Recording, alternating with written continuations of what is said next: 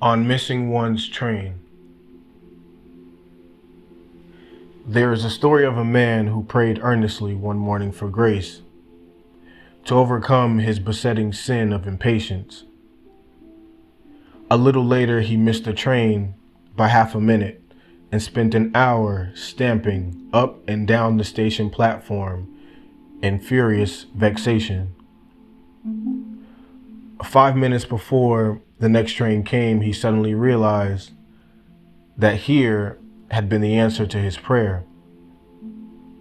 He had been given an hour to practice the virtue of patience. He had missed the opportunity and wasted the hour. There are also many stories of men who have similarly missed trains which have been wrecked, and who ascribe their escape to providence.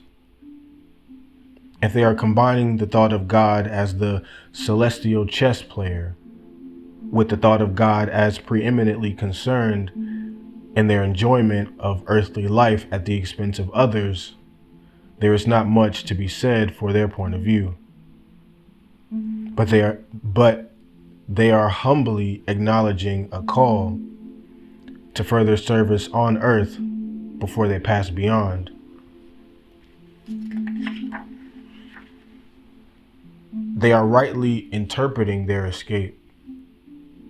In all probability, all the events which led up to all these men missing their various trains could be adequately accounted for in terms of the interaction of natural law, human freedom, and divine grace.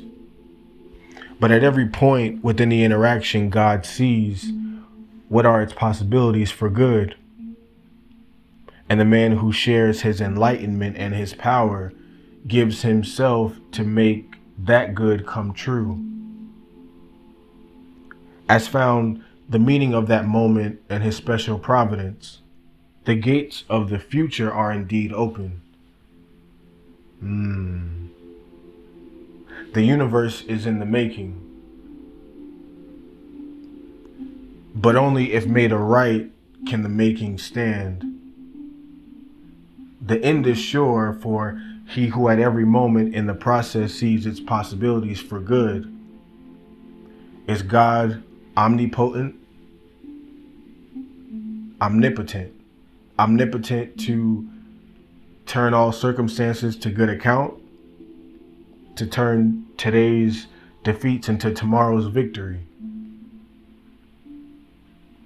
But this omnipotence will never be so exercised as to substitute the external compulsion of men for the eternal eliciting of their freedom.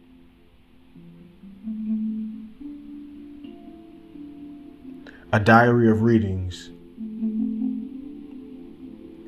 Leonard Hodgson.